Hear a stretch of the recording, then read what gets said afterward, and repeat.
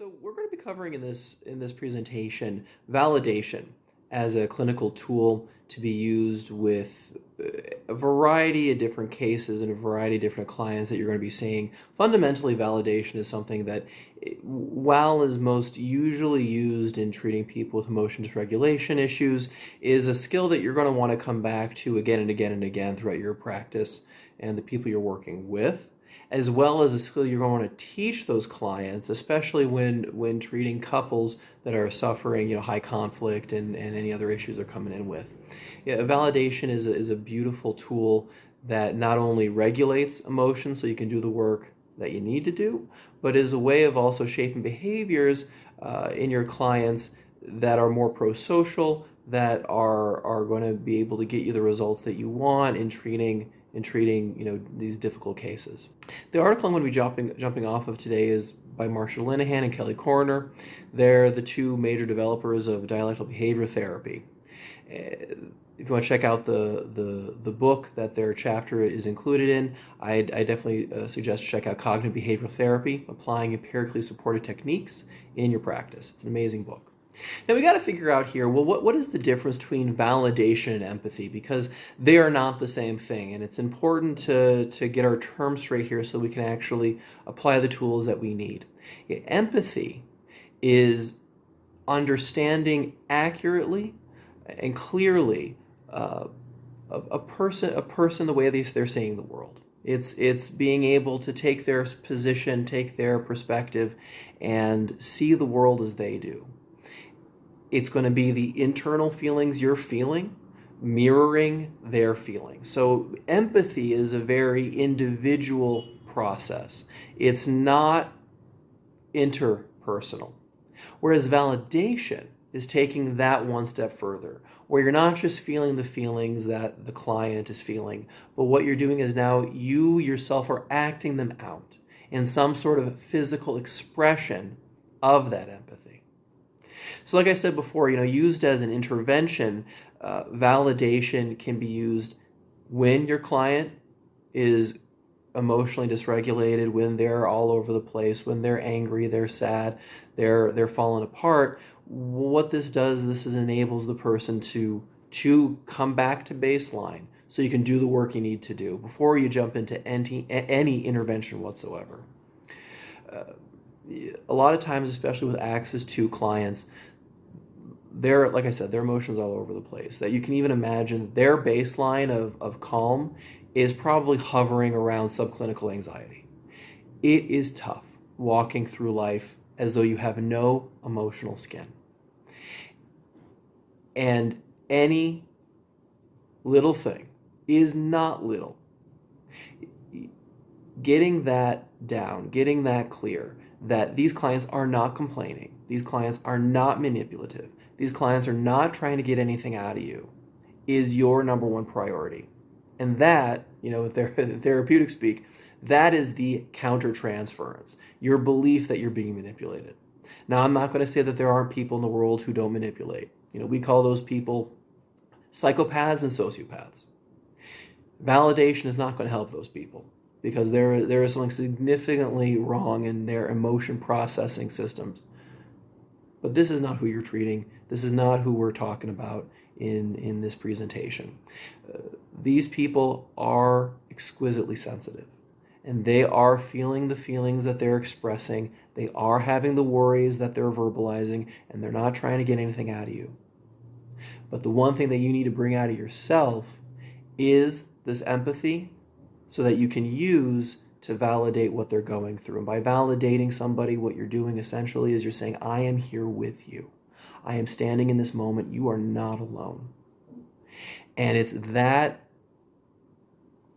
friendship, it's that togetherness, it's that brotherly concern that is going to reduce the emotional tension in the room so you can do the work that you need to do with the client. Now, validation, and also, what we're talking about today can apply to self-validation. as a skill that you would instruct your client in being able to do for themselves. Clients who are highly self-critical, this is a beautiful skill to teach them. So whether clinically you're using with the client or it's a skill you're building, validation and self-validation have emerged as key ingredients in the third wave cognitive behavioral therapy approaches. Predominantly you're seeing these in behavioral activation, which is an effective treatment for depression and chronic depression.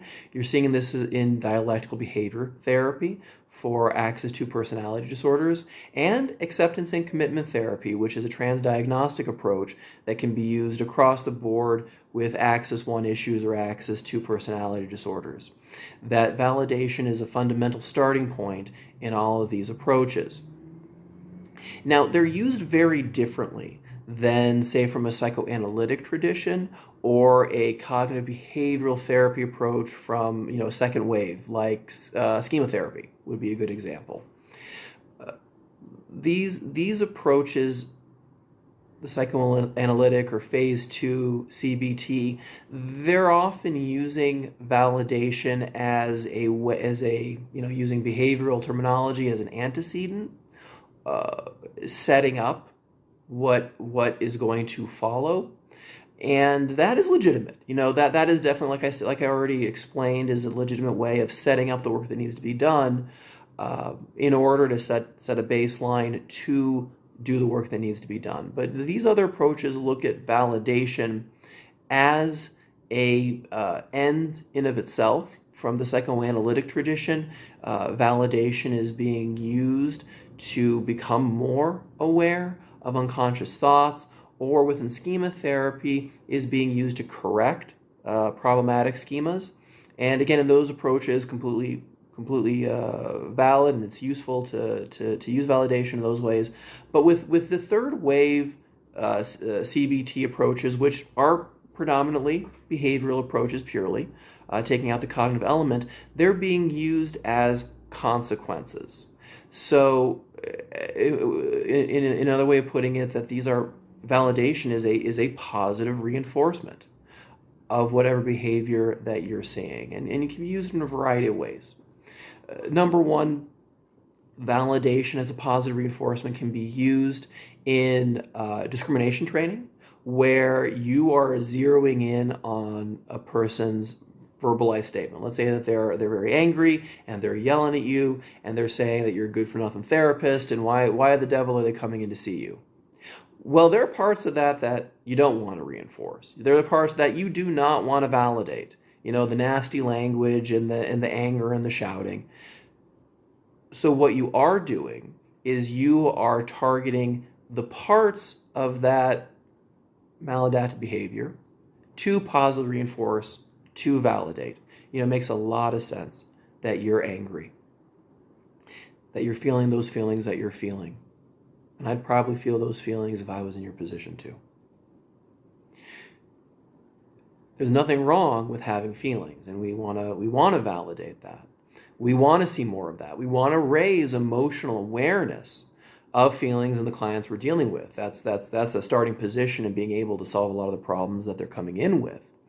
But what's getting in their way is the maladaptive screaming, yelling, hollering, name calling. So that's number one, discrimination. You're separating what is good, what is going to be useful in treatment, and what is not useful in treatment.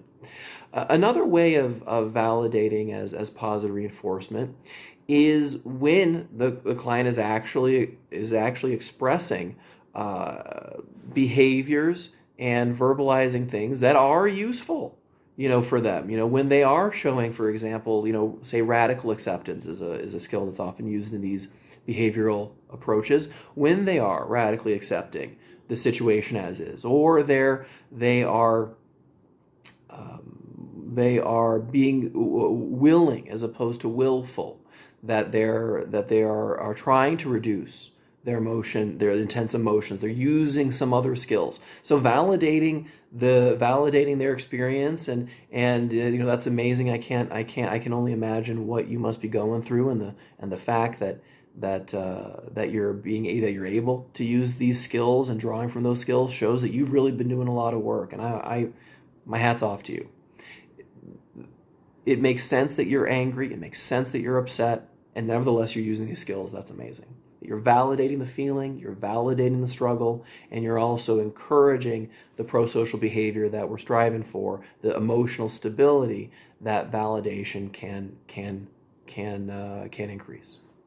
Touching on self-validation is extremely important for the therapist, and in some sense perhaps more important from a meta perspective, because this is not the only client you're seeing. I mean, if you're treating Axis 2 personality disorders, if you're treating BPD and things of that nature, your practice is tough.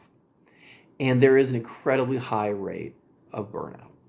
So in all these approaches, most specifically in dialectical behavior therapy, there is a team component, which is essential for treating you. Now this filters into the client, and that's why it is a part of treatment, technically speaking. But having a group of people that you can go to, that can be a support for you, that can validate your experiences of how painful it is to once again being confronted with clients you care about deeply, and once again they've already cut themselves before coming into the office. There's been another suicide attempt. That stuff's tough. And if you don't have a support group, you can't support your clients because you're probably falling apart inside.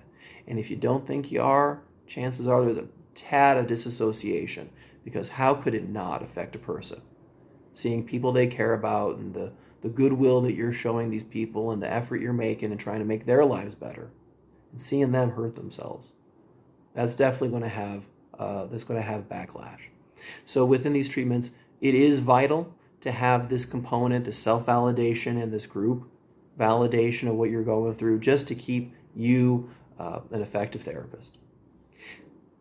Now, validation is a great skill, and it has a lot of different outcomes, a lot of different effects and side effects that are worth tapping into. So number one, first and foremost, for our purposes, it decreases the biological fight or flight response. Again, bringing a person back to baseline, using validation as a preemptive intervention, so you can move into all of the other sort of interventions that you're planning on with your clients. It increases awareness of the current moment, that it's keeping both you and the client on track in terms of what is going on in real time. So there's this increasing of awareness that's necessary to do validation, and being able to tap into that present moment experience in of itself is calming. Validation helps decrease the disassociation and avoidance strategies. Within ACT, the motto is we're all avoidance machines, and fundamentally any issue you're dealing with is an avoidance issue. And so the more that you can validate when your client is staying in the moment and not validating, that is a perfect place to put that validation as a positive reinforcement to not avoiding the issues that they're coming in with. Over the long term, making a practice of validation and self-validation decreases, not just for the therapist, burnout, like we talked before, caretaker fatigue for people in this for people in this particular client's family, but also reduces the boomerang effect. We know that when we are suppressing feelings, what ends up happening is that you might be able to do it for a time, you might be able to white knuckle this, but at some point these feelings are going to boomerang back much more powerful than they would have before. So again, validation is very much linked with present moment mindfulness, of accepting the feelings as they are, validating that skill of accepting the feelings as they are as an investment so that they don't come to haunt you 10 times worse in the future. By doing this, by validating your client, not only are you regulating their emotions to do the work, but you're also serving as a model of how to interact with other people. By and large, because this demographic is suffering the way that they are with that sort of emotional instability, they have a hard time having a sense of who they are, and they have a hard sense of being able to understand other people. And so there's going to be a significant deficit oftentimes with their ability to be empathic. And so by serving as a model of behavior, you're filling in those socialization gaps that exist. Also, validation, just practically speaking, is a great way to keep you from freaking out. You as the clinician are under a lot of pressure, and this client's bringing in a lot. And if you can self-validate your own experience, and it makes sense that you have a lot of trepidation, a lot of fear, that you yourself are tense, that's going to put you and center you in a way that you can do the work that needs to be done. And like I said, and the last thing, like I said before, that this skill is predominantly, not only, but predominantly used as positive reinforcement to be able to develop yourself as well as the client in ways that are going to be useful. Now, there are four key rules, key steps that we have to keep in mind in implementing effective validation and self-validation. We can't just validate everything. Validation is not a generic thing we do at a drop of a hat. There has to be a science to this. So number one, you have to know what is valid and what's invalid. It is not valid to actually kill oneself. That's a stance we take as therapists. That's not valid.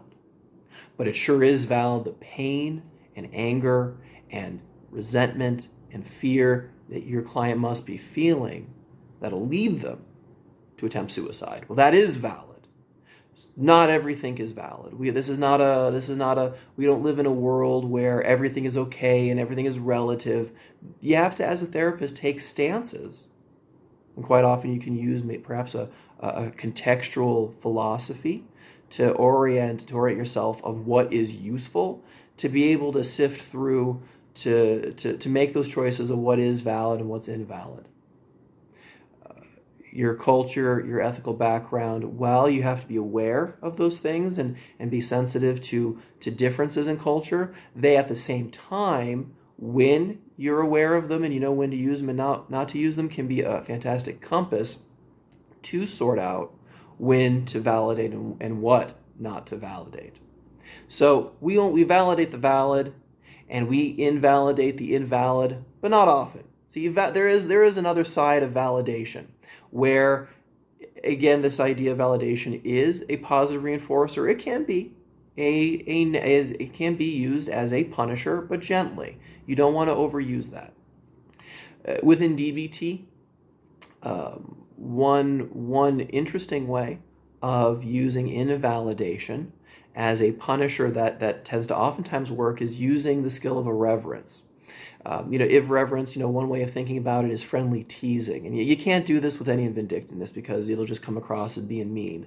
But being irreverent can oftentimes shift the emotional tension and direction in a room where on the one hand you're checking the client's invalid behavior. They just came in, they cut themselves, and the point that they're trying to make perhaps this act of cutting that we can imagine as a cry for help. Well, that's an ineffective way of crying for help. That's not a valid way of crying for help.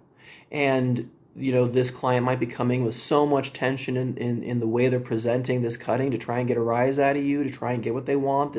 They want the validation. Well, being irreverent, well, I see that you cut pretty deep here. I mean, you didn't think you could cut a little deeper? That's risky.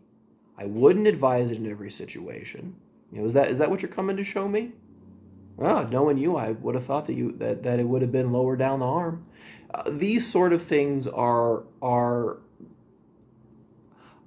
like I said, can be a bad idea. You have to have the training, and I definitely advise to get that sort of training. But irreverence has been shown, especially with the research done by Marsha and Linehan, to be effective ways of being able to deflect to deflect these sort of issues in the room, but to use them sparingly. So I'm putting triple asterisks on this particular technique.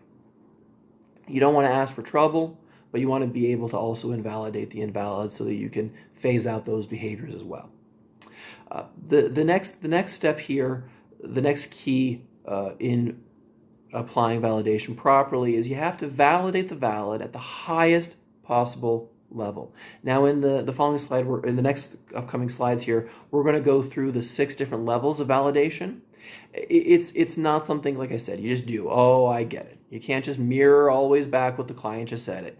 I really hate myself. Oh, it sounds like you really hate yourself.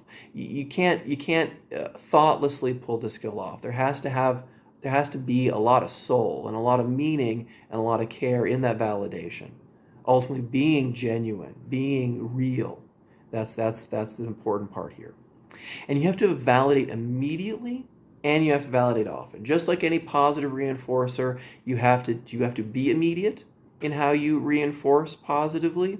And getting back to the previous point, it has to be big. It has to be verbose. And, incorporating, a thumbs up or a high five, or, definitely smiling and, big, that's so wonderful you were able to stop from cutting yourself, last night. That is amazing. My hat's off to you. That is something that if I were in your shoes would be hard for me to do. And the fact you did that, that's amazing. Being explicit in exactly what you're validating in the validation. All these things are important ingredients. So I definitely, go back to your Behavior Therapy 101 course and look up positive reinforcement and use all of those aspects of positive reinforcement and validation. Orienting yourself to validation before getting into the 6 different types of validation is the first step. This is a branch of mindfulness, of being able to be rooted in the present moment, to notice what's going on with the client or within yourself, to describe accurately what you're seeing and feeling, and then pushing forward and participating fully, taking what you notice, taking what you describe in words, and wrapping them up in verbally or in action, validating what's going on in that moment. Again, so what are the 6 different types of validation? Easy enough. Version 1 here of validation, just listening with complete awareness, that your eyes are open, your eyebrows are up, you're nodding, you're often you're showing that you're following the person, that you're physically engaged with them. That's number 1.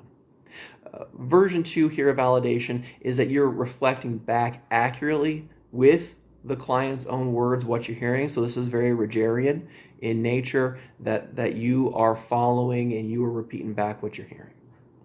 Number 3 is getting a little more fancy, that you're not repeating back the exact words that the person is using, but what you're doing is you're zeroing in on the wish.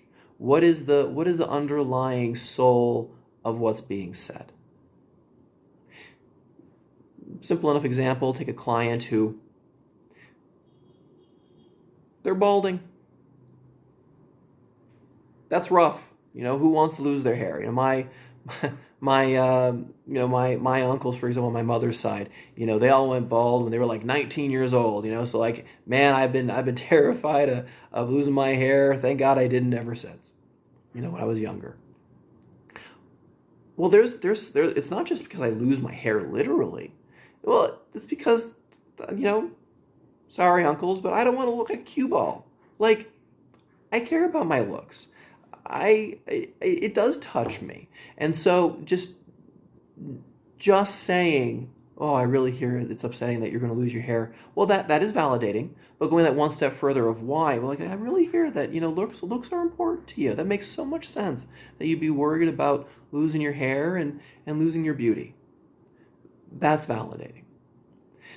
The next level up is describing how this behavior makes sense given a person's background, given a person's history. Now, this is a little touchy. People have very, very traumatic backgrounds sometimes. And bringing in their history can be a bad idea. I wouldn't suggest this as a go-to immediately, reflexively.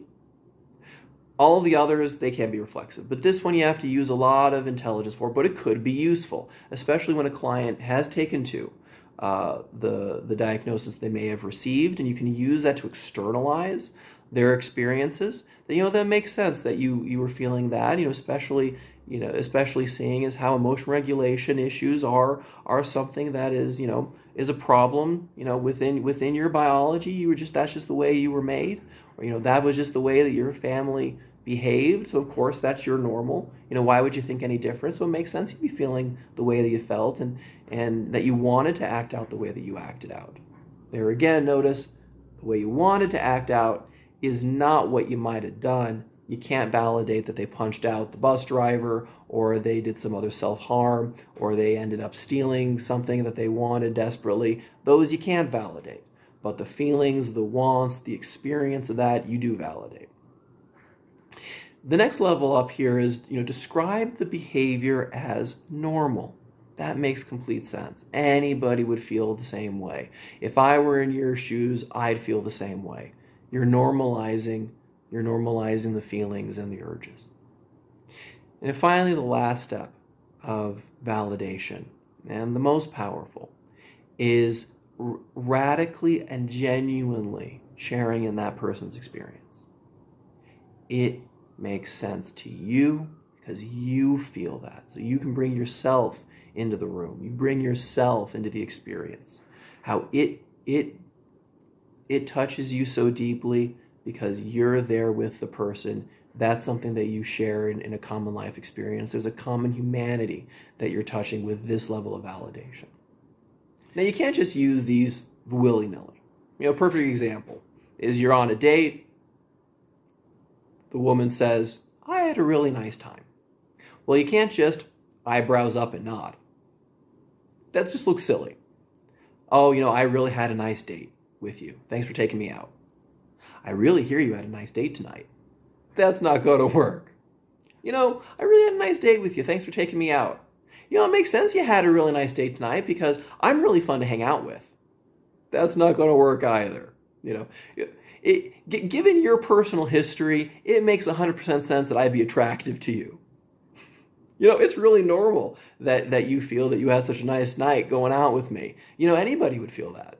See, all those versions of validation are just not going to hack it in this example. You can't just use this skill as a placeholder to say something. The only right answer for that sort of statement, the only validation that works, is me too. I had a really nice time going out with you. Yeah, me too. You were really nice to go out with also. It was really great, we're going to dinner with you and all the conversation we had. I really loved it. That validation works. So this is not something, like I said, I know I keep repeating myself, but it's worth repeating again and again. You can't just validate. You have to be in the moment. You have to use the mindfulness skills that you've been trained in to center yourself and be in that moment with your client and be in that moment with yourself when this is being used as self-validation. And you got to be real. It's got to be real. That genuineness is the most important ingredient when it comes to psychotherapy, and it's the most important ingredient in any human relationship. So I hope you all got something out of this presentation. Again, I totally would recommend reading up on validation, whether it's through Marsha Linehan and her work, or through Stephen Hayes and his work with developing acceptance and commitment therapy, and figuring out ways to put this particular skill in your practice more, using it to increase the effectiveness of your interventions that are going to follow validation, and using it as a positive reinforcement in developing the pro-social skills and emotion regulation skills that you're trying to cultivate in your client.